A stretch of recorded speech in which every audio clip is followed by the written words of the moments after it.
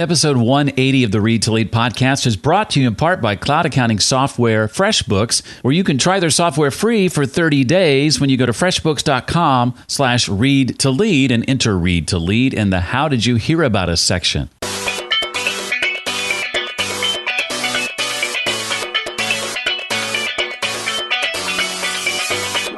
If you really want something, why are you not doing it right now? Because right now is all you have. If you say tomorrow, tomorrow never comes. Now is the only time you have. Welcome to the Read to Lead podcast with Jeff Brown. Jeff believes that if you desire to achieve true success in business and in life, then consistent and intentional reading is a must. The Read to Lead podcast will not only help you narrow this ever-important reading list, but also bring you key insights and valuable feedback from some of today's most successful and inspiring authors. And now, here's Jeff. Hi, and welcome to the podcast. It's dedicated to helping you grow personally and professionally. We dig into business and leadership, of course, personal growth, entrepreneurship, sales, marketing, career, productivity, and more. Today, you and I get to sit down with a young man named Sean McCabe. He is the author of a book called Overlap, Start a Business While Working a Full-Time Job. Among other things, I'll be asking Sean to share his advice for identifying your true passion, why you shouldn't wait for motivation, his method for developing focused time, and lots more. If you've ever desired to start your own business, you may have toyed with the idea of saving up some money, quitting your job, and then going all in. But with Overlap, Sean says there's a better way. Yes, you can grow a business in the margins of life, even if there are things like small children, say, in the mix for you. And before I wrap things up today, I'll be sharing with you how you can snag your very own free copy of the audiobook version of Overlap for a limited time. It may go without saying that starting your own business requires you doing a lot of things, at least early on your own. And one of those things, of course, is tracking income and expenses. And one of the best ways I've found to do that is with cloud accounting software, FreshBooks. If you don't want to download software, if you want to use something that just works, that's simple and easy to use, then FreshBooks has what you need. From your dashboard, you can see all your invoices, you can make estimates, you can track your clients, your expenses, projects you're working on, even track your time. I know of no better solution that exists right now, but don't take my word for it. Use it yourself for up to 30 days, absolutely free. Check out all that FreshBooks has to offer with absolutely no obligation. Just go to freshbooks.com/read to lead and enter Read to Lead in the How Did You Hear About Us section. One more time, that's simply freshbooks.com/read to lead to check out FreshBooks free for 30 days. Sean McCabe has launched a number of different ventures in his, I believe, less than 3 decades on the planet, including a computer repair business, web design firm, and he's even worked as an artist, successfully selling out of his designs on T-shirts and other products numerous times. He now runs a brand called Sean Wes, and it's at his website, seanwes.com, that he shares his expertise in business through his blog, podcasts, and there are a number of them, courses, products, and a member community. And Sean is also the author, fortunately for us, of a brand new book called Overlap, Start a Business While Working a Full-Time Job. Sean, welcome officially to the Read to Lead podcast. Thank you so much for having me, Jeff. I'm glad to be here. Well, there are some similarities in our journeys to a degree, though. Your success trajectory has outperformed mine just a little bit, but I too have had success with launching a side hustle while working a full-time job, and then 3 years into that, losing that full-time job and having to immediately depend on that side hustle for the first, for the next several months. And so I can certainly vouch for this process, I guess, is ultimately what I'm trying to say is, do it before you need it. Yeah, I've found that a lot of people, at least I tend to know people who have quit their job. We hear messages like pursue your passion and do what you love. And we end up feeling inspired, but also left wondering, what do I do next? And some people go all out and they actually take the leap and quit the job. But then it doesn't pan out. It doesn't go how they hope, and they've got to put food on the table, and they end up going back to the day job, but this time with a story that they tried and failed and it didn't work out. And sometimes they end up killing the passion they have completely. And that's really what I wanted to help people avoid. Well, let's back up for a second. Let me get to a bit of your origin story. I hinted at some of this a moment ago, some of the things you've done, but I'm curious if you would be willing, Sean, to share your journey from practicing this craft of hand lettering that you didn't even know was a craft when you first started doing it, like a legitimate craft, to realizing that you wanted to help open people's eyes to making a living just doing what they love. Yeah, I did not know there was such a thing as typography when I was in middle school, drawing letters and doodling on my homework. And eventually working other jobs as a window cleaner, landscaping, repairing computers, building websites. It wasn't until I was at the web firm that I met another designer online, and he happened to be visiting San Antonio, where I live, and we got coffee. And he was a hand lettering artist. He drew letters, beautiful letters by hand, and I very much was inspired by his work. And he basically said, if you like drawing letters, just do it because you like doing it. Just create. And it's kind of silly looking back, seeing that it was as if he gave me permission. Mm. And I don't know why I needed that. But for some reason, I had this idea in my mind that if I was going to do anything, it needed to be financially viable. And in my mind, there was no way I was going to make a living from something as random as hand lettering. Although that did end up happening much later. Yeah, you kind of practiced this art in public for a little while, didn't you? With little to show for it, other than just showing friends and those following your work. But then there was sort of an inflection point, or a couple of years in, right? That's true. I was creating on the side, so I had the day job covering the bills, and in my nights and weekends, I drew letters. Once I had permission from this peer, I started creating, and I was also sharing this work online on social media and my portfolio, and no one really noticed, even though I was creating every single day. It wasn't until I showed up every day for 2 years that it was as if a light bulb came on. Suddenly, people started to notice. And I think it was also that I began only sharing this hand lettering work, even though I was doing all kinds of work behind the scenes at the day job. I was doing user interface design, illustration, animation, screen flows, icon design, and I used to just project it all. I would share anything and everything I made and anything and everything I was thinking about. And as a result, no one could really figure me out because I just shared so many different things. And as a result of sharing everything, I was essentially known for nothing. But at one point, I decided I want to be known as a lettering artist. And so even though I was doing a bunch of different kinds of work, I started sharing just the lettering. And I simplified what I was about enough for other people to get it. Oh, he's that lettering guy. And it was right around that time, also, having showed up for about 2 years, that people really started noticing, and they started asking if I could do a custom commission for them, or if there was anywhere to buy prints and T-shirts of my designs. And then that led to people ultimately, as you had success with that, wanting to know how they could do that kind of thing too, whether it was hand lettering or whether it was just some other business. Yeah, that was really the elephant in the room. And I was making good money working with clients. I eventually transitioned out of the day job and started doing client work and freelancing full time, started shipping physical products, T-shirts and mugs and prints and things like that, and making great money, but not really realizing that most of my audience wanted to learn how to do what I did, and I hadn't been giving them anything at all. And so I put up this guide on my website. This is before I knew about anything like email lists and marketing. I just put up a page on my website with an introductory 10-step guide.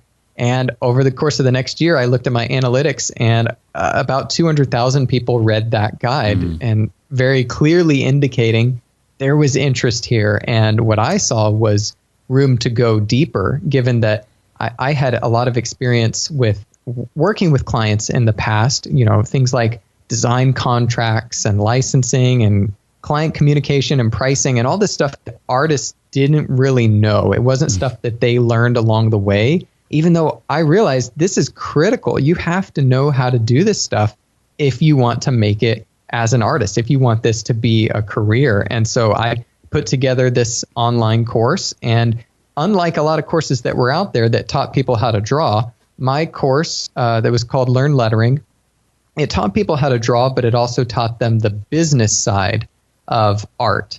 And that's really what made it unique. That's what kind of made it stand out. And, during these 6 months that I took off to produce this course, I was just learning everything I could about marketing and applied that to the launch. And it ended up making 6 figures in the first 3 days. And the second time you did it, I think it was 6 figures in like 26 hours or something like that, right? Yeah. The second launch was even better. Well, something you said earlier about, I wanted to hit on here for just a second, the importance of drilling down to a singular topic that you share on, that you project online. I cannot stress how important that is. That's one of the key topics and points of the book, obviously. Something I learned years ago as a broadcaster and as a communicator. If you want people to remember one thing, tell them one thing. If you want them to remember nothing, tell them 2 things. It's so hard, though. It really is. It really is. And so to that, what advice would you give to somebody who says, I have all these passions, Sean, I just not quite sure how to begin narrowing it down to just one thing? Well, I like to tell a little story. Imagine that you're standing on the beach at sunset and it's starting to cool. You can feel the sand between your toes. And there are 5 fire pits on this beach, each representing one of your many passions. And what a lot of us do is we run between each of the fires trying to stoke the embers, and nothing really gets it doesn't grow more than a few warm coals. And it doesn't provide us warmth or sustenance. It doesn't provide us light. It doesn't attract anyone around us. And what we have is a job and something we have to rush between just to keep alive. And it's all because we're trying to build multiple things at once. It's not to say you can never be known for more than one thing, because once you tell people that, they say, what about so-and-so? They are known for 3 things or 4 things. And while that's true, they almost never built each one. Almost never built them all at the same time. They really did each one at a time. And so if you were instead to focus on one of these fire pits and build it up to bonfire status, number one, you have warmth, you have light, and it's something people can see from miles around. So they're starting to be attracted to what you're about. And they come in for this one bonfire, and that fire allows you to much more easily start the second fire. Now you have an audience, and you have people who will follow you to the next thing. And as you go, next thing you know, you have multiple bonfires or multiple assets that continue to serve you. They no longer require your time and energy to sustain. But the difficult thing is thinking, I have all of these passions. I don't know which one to pick, which one is the right thing.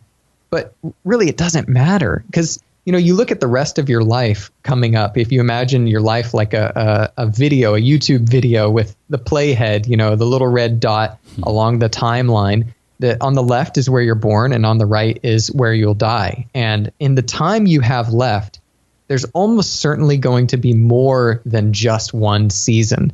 You look back on your life and everything that has led up to this point, and you'll find that the many things you did in the past, the different jobs, the different projects and people you worked with, have provided you with skills that you take with you, that you still use to this day. I'm sure you could speak to some examples of this, Jeff, where it's maybe the wrong thing, if you imagine wrong being in air quotes, the wrong thing gave you skills that you ended up using in the future in ways you couldn't have predicted. Oh, that's very, very true. I mean, I think of that side hustle I developed that I talked about a moment ago, 3 years before I knew I was going to lose my last real job. And when I dove into that head first, upon losing that job, I knew then it wasn't the thing that I wanted to do long term. I knew then it wasn't the right long term thing, but I knew it was the right now thing. And so I kept at that until other opportunities began presenting themselves, and people began, as you talk about in the book, approaching me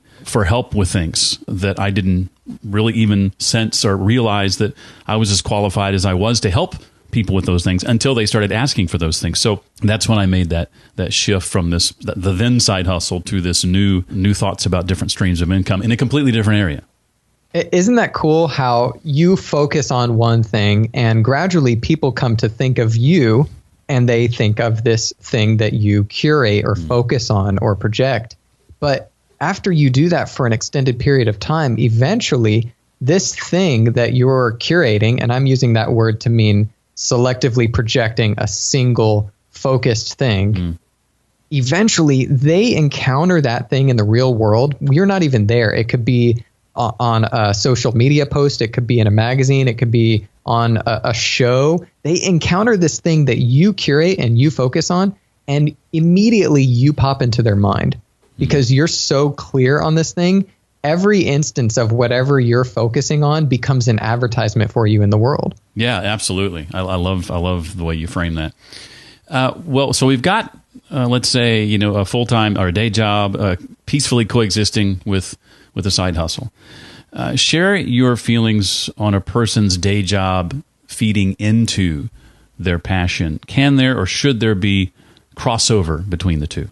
Well, the idea with overlap is that the day job is your foundation. The day job is a functional piece to this puzzle, because you've really got two options. If you want to start your own business, you want to do your own thing, you can quit the day job and just try it and hope that it works out. And some people make it. But some people also win the lottery. I don't necessarily think that buying lottery tickets is a winning strategy.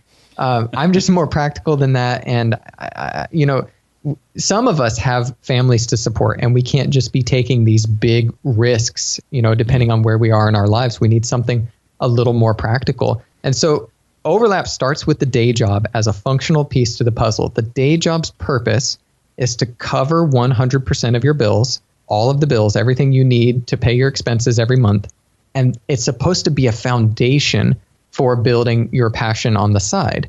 Now, if you think of your passion as a tree, let's think of like an oak tree, for instance. You could lean against an old oak tree, it's solid, it's been there for decades, and it can easily support you.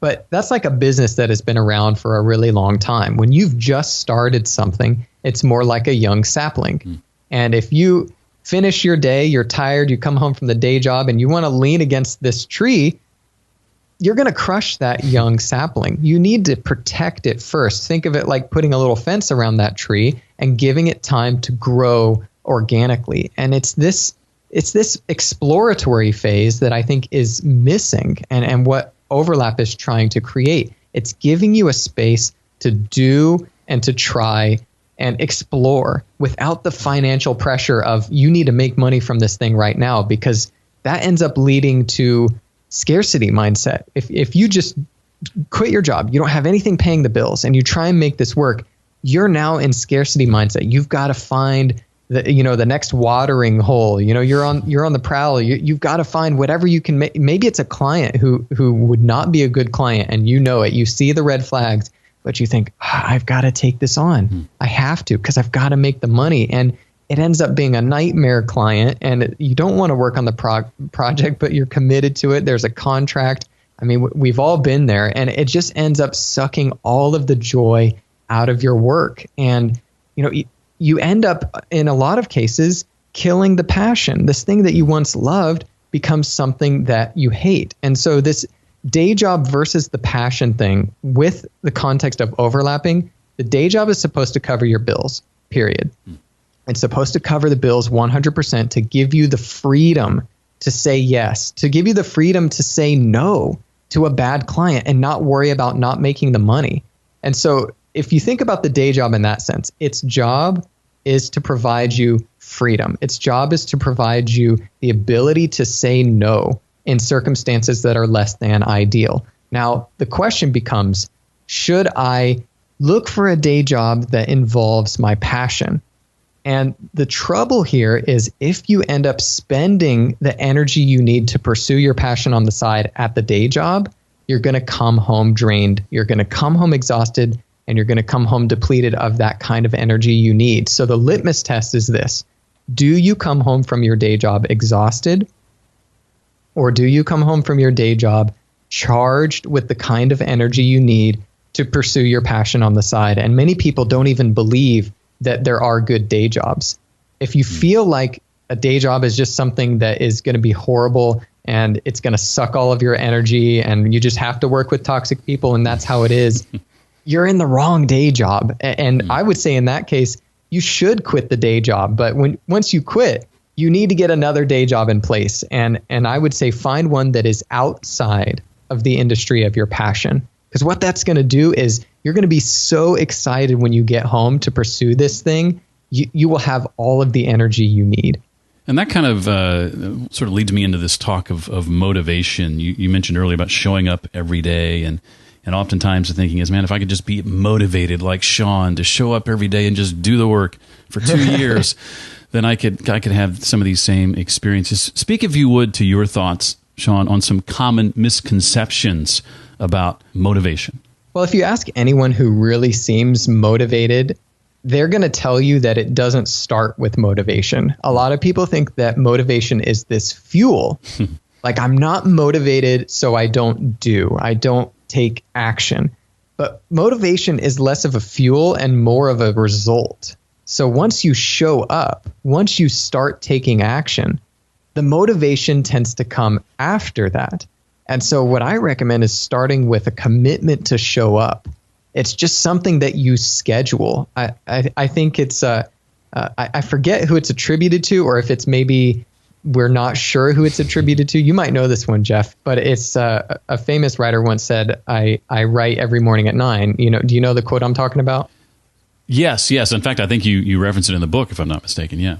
Yeah, I remember trying to find out who said it, and it's escaping me right now. But it says, I only write when I'm inspired, but fortunately, inspiration strikes at 9 every morning. And of course, they're just saying they show up, and the motivation comes after you show up. So for me, I've always been a procrastinator. I'd have 3 weeks to do a paper in school, and I'd still wait until the night before because I don't know. I just do that. And so I had to come up with systems to help me survive. And what I found is getting my back against the wall by creating some kind of accountability works really, really well. And I use the 3 P's of accountability: public accountability, partner accountability, and personal accountability.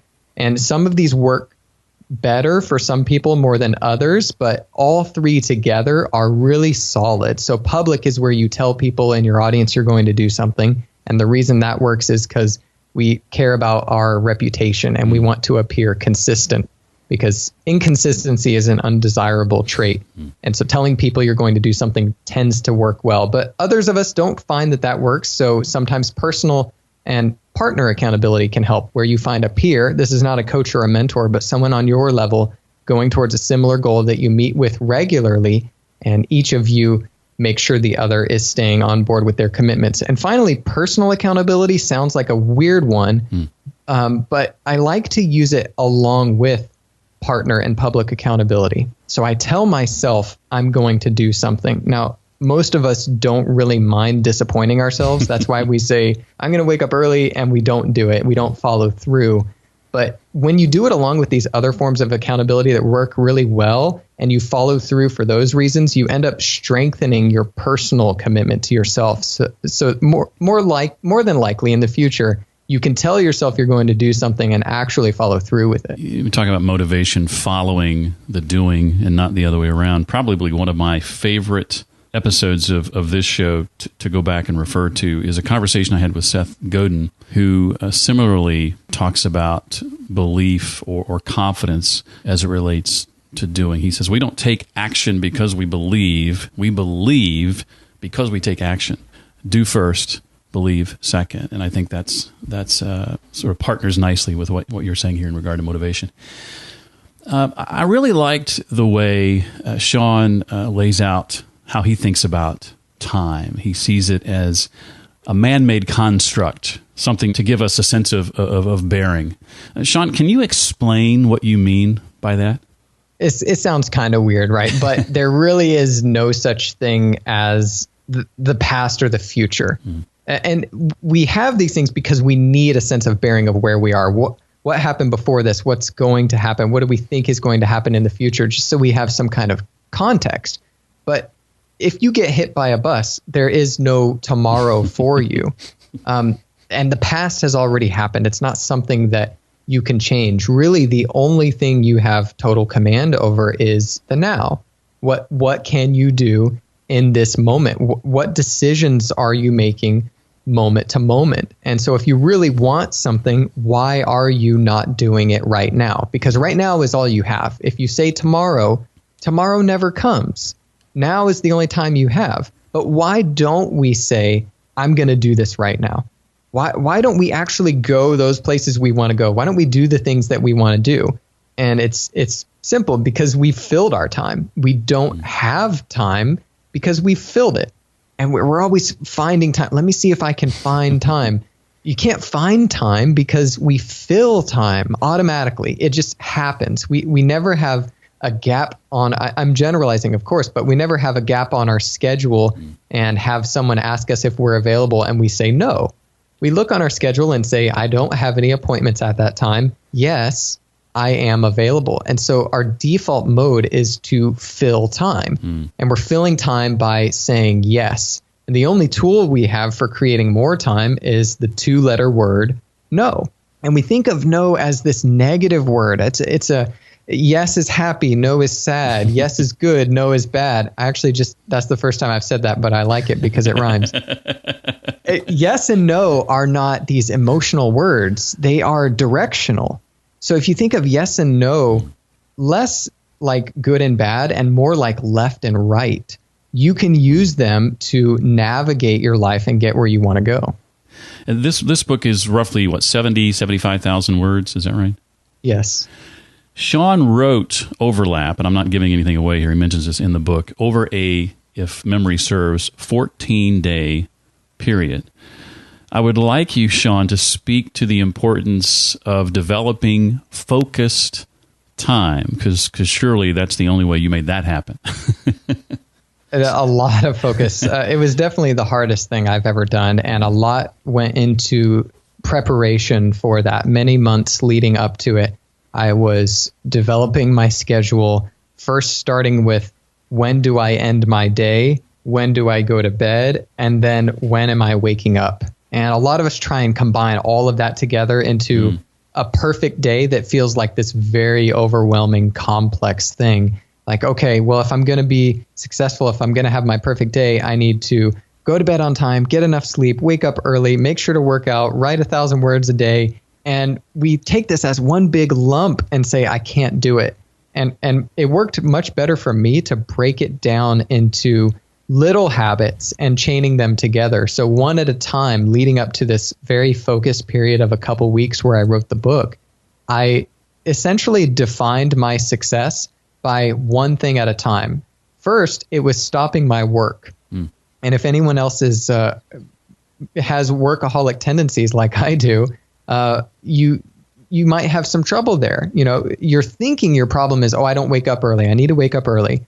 But it's because you're going to bed late that it's hard to wake up early. And you're going to bed late because you're working late, and you're working late because you're getting up late, and there's not enough time. And it's this repetitive cycle that you have to break. You have to actually stop work before all the work is done, which is really hard to do, but you have to make a rule of it and define success by stopping work. I'm going to stop at 5 p.m.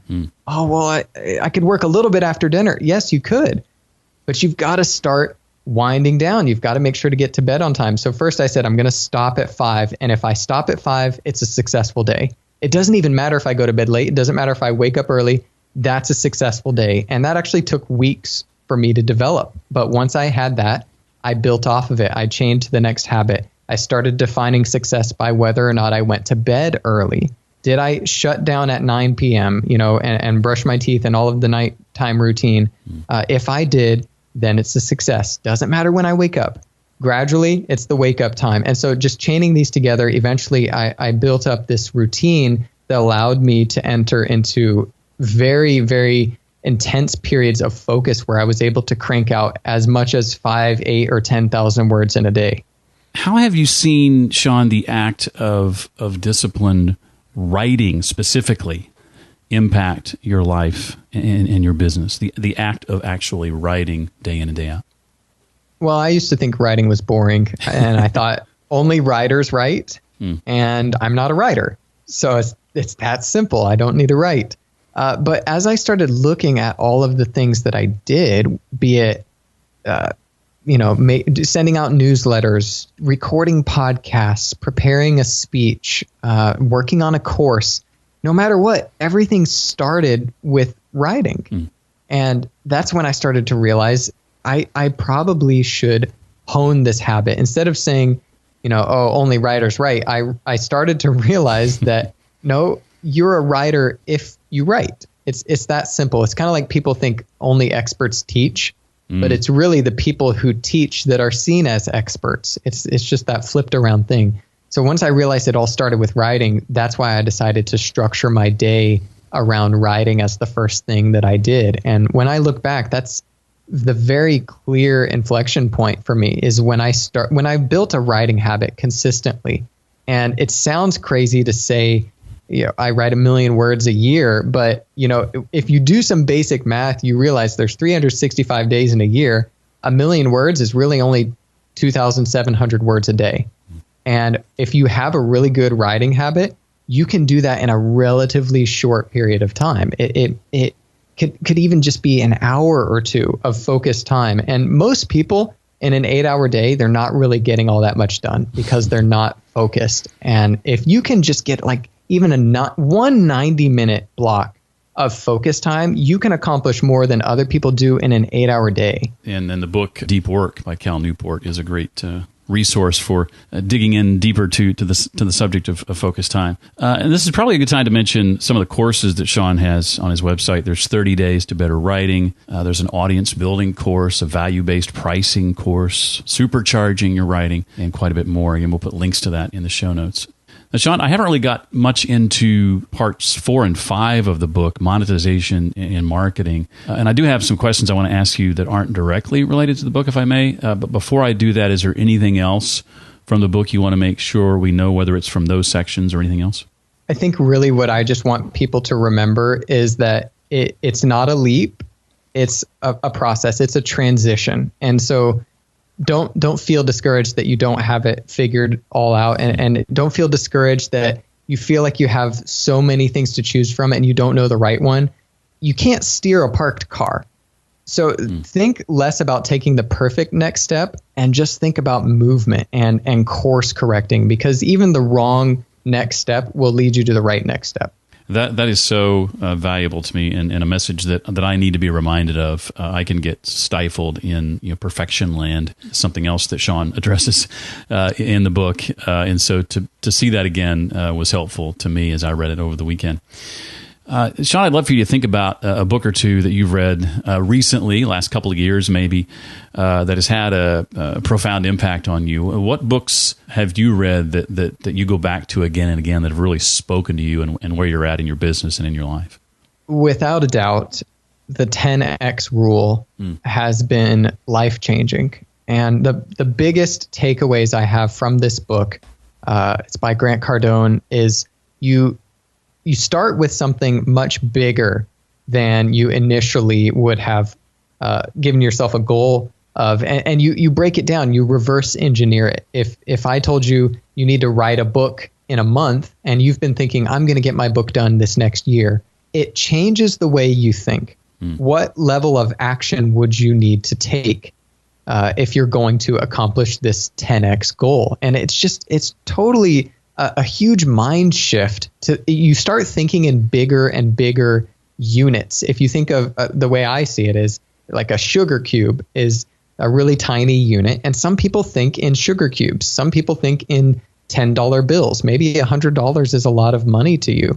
Maybe $1 million is a lot of money to you. But I think if you see $1 million as a lot of money, you might get 100,000. You have to normalize what is big to you. Think of 10 sugar cubes in a row and 10 rows of sugar cubes. Well, now you've got this plate. And what if you stacked 10 of those plates on top of each other? Now you've got this mega sugar cube. And some people think in terms of a mega sugar cube. That's their unit. Others think of many sugar cube pallets or boats, that they think of a cargo ship. Once you learn to think in bigger units, you can accomplish massive things. And so this book really, really helped me out with that. I'd say the other takeaway is Grant says success is your duty. Fulfilling your potential, he sees it as his duty to fulfill his potential. And I really like that. And for more on that way of thinking, I encourage you to visit Sean's site, LamboGoal.com. That's Lambo, short for Lamborghini, LamboGoal.com. I know the show associated with that goal is, I believe, on hiatus at the moment, but coming back eventually. Is that right? That's right. Yes, that's a goal about, it's similar to the book, actually, just taking a really big goal and breaking it down.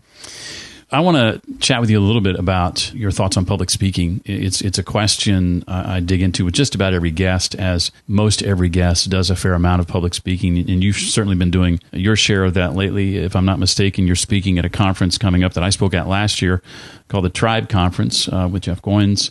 You've got your own conference coming up, I think, in late September. Share a tip or two for delivering an impactful and memorable public talk in your view. Well, I want to give a plug really quick to actually one of our speakers at Sean West Conference, Scott Birkin. His book, Confessions of a Public Speaker. It was the first book on speaking I ever read, and I credit it with my first talk not being an absolute train wreck.